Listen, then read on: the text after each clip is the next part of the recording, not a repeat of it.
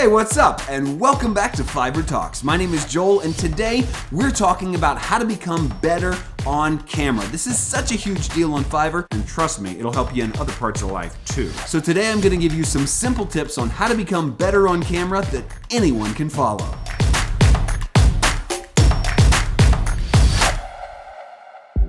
Alright, before we jump in today, allow me to introduce myself. My name is Joel. I've been a top-rated seller on Fiverr since 2013. In fact, in that time, I've become one of Fiverr's all-time top earners. I've been blessed by this platform enough to learn a thing or two, and I share that knowledge right here on this channel every Monday, Wednesday, and Friday through videos like this. So if you're new to the channel and all that sounds interesting to you, then consider subscribing. So getting back to today's topic, how do we become better on camera? This one-eyed monster in front of me is something that makes a lot of people nervous, and it shows because when most people get on camera, they freeze. And I don't mean to make light of anybody's plight. I think anybody can be good on camera given the right amount of practice. I personally have spent more than my 10,000 hours, as Malcolm Gladwell encourages anyone learning a new skill to do, in front of this camera. I was a professional spokesperson for a good 5 or 6 years, doing this 40 to 60 hours a week. You do the math, I did my 10,000 hours, and now I'm extremely comfortable talking to this camera. In fact,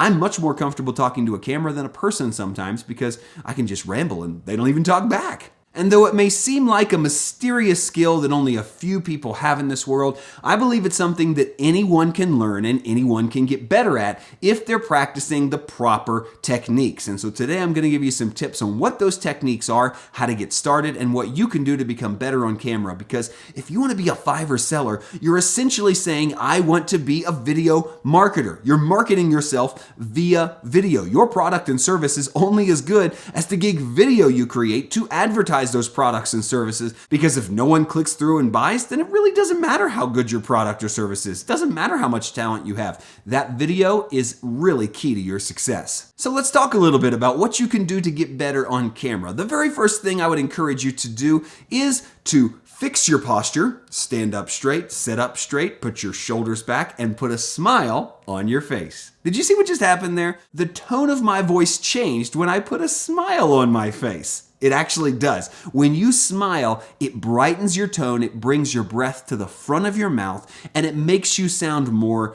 interesting, more optimistic, more attractive to other people. But when you go down like this, and your mouth gets small, and you frown a little bit, no one wants to talk to you. Sorry, I just nodded off there for a minute. But what was I saying? Oh yeah, posture and smile. These are two very underestimated parts of being good on camera. Many people slouch, they sit back, and they think that's going to be a good posture for shooting a video. I would encourage you to stand up if you can, because it's harder to slouch when you're standing. If you're on a chair, sit all the way forward. I'm actually on the front of my chair right now. Smile, lean forward just a little bit, and deliver positivity. You would not believe how much of a difference smile and posture will make in your presentation on camera, and therefore it's the very first thing you need to do when you're starting to shoot something on video. Then, once you have your posture correct, once you're smiling, you need to practice in front of something other than a camera, because a camera is a little scary. The best person to practice in front of is yourself. So find a mirror, look into that mirror, stare straight at yourself, and talk. Now, you may want to do this when you're alone in the house or with the door shut so people don't think you're crazy, but it is true that practicing in a mirror, looking at yourself, will help you tremendously as you're developing your on-camera skills. You know why?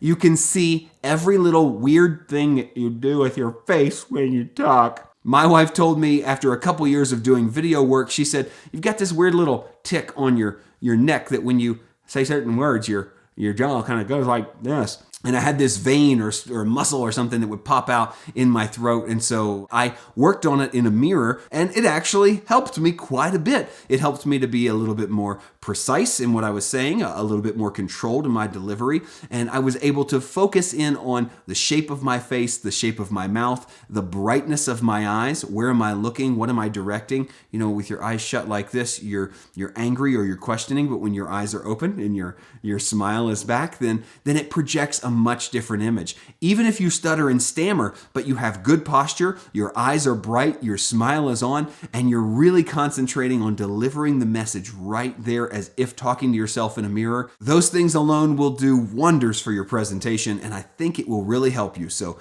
get weird, look in a mirror, and give it a try. So once you've got all of that down, then you need to think about the words that are going to come out of your mouth. And many people often say, well, it seems that words just come out of your mouth. Everything's so smooth. But the fact is, I've got it all written down. I've got notes here on my phone. I make sure to write out almost everything that I say on camera before I say it, because if I have nothing written down, I'll just ramble. In fact, for years, I did this by reading a teleprompter. And that's actually a really hard skill to develop, where you read and it doesn't sound like you're reading. So I wouldn't suggest you get a teleprompter, write it down and start reading it. But what I would suggest is writing it out word for word to start. Then memorize those words so that you can say them without the piece of paper. And the more you say them, the more natural you become. Now, eventually, you won't need to write it out word for word. You'll be like me. You just need to write out bullet points, take a gander, and you can run for a minute or two because you know what direction you're going. But you absolutely have to write down your thoughts. You have to work on your memorization and work on your presentation skills. You never need to deliver more than 30 to 60 seconds of video content at a time, so don't put a pressure on yourself to do everything in one take from beginning to end. Learn how to edit. You can put these things together. So don't put pressure on yourself to do everything in one take, and I think you'll be pleased with the results after you've worked on your message and your memorization. Okay, so let's assume that's all gone swimmingly. You've done really great up until this point. What do you do next? Well, the next thing to do is share your video or a draft of your video with somebody else. I know, you thought talking to a mirror was weird, but sharing this video of yourself with someone else is probably the weirdest part of all of this, because you have to lay yourself bare. I would suggest not sitting right next to them while they watch it. Let them watch it. Maybe hit the play button and say, I'm going to step out into the other room, but let somebody else watch it so that they can give you an unbiased opinion, because you know yourself too well. You'll overlook things that you're doing because you do them every day, and you won't even know that you're doing them. You need to make sure you get real, honest feedback from someone that has your best interest in mind. This needs to be a trusted friend, a family member, your spouse, maybe your mom, because moms love watching videos of you. But seriously, probably not your mom, because they're not going to be critical enough. Get somebody who will tell you the truth, to tell you what they think of your video effort. Then once you have that feedback, internalize it and critique it for yourself. Not everything they say has to be true. Not every suggestion they make needs to be implemented. You need to be discerning enough to look at the list of critiques, look at the feedback, and say, what of this am I going to implement? What of this is a good idea and what's a bad idea? What am I going to keep and what am I going to throw away? That is up to you, because it's your face, it's your message, it's your video. So make sure you critique the feedback and decide what you're going to move forward with and what you're going to leave behind. But beyond all these practical techniques about how to get better on camera and grow in this craft, what you need to make sure you do when you hit record on that camera is only talk about things you know. Only talk about things you're passionate about, you care about, because when you don't care, it comes through the lens. Don't make videos about things you could care less about. Talk about your service, why you're passionate about your service. Sell yourself. On Fiverr, this is built in, because if you don't have a passion for it, I don't think you should be doing it anyway. So you're selling your services, yourself to the world. That's easy. But anytime you shoot a video, make sure you know something about it. Make sure you care enough about it to do a great job, because if you don't, it will come through in your tone. It will come through in your face. The camera exposes all. So do yourself a favor and only talk about things on camera that you know well.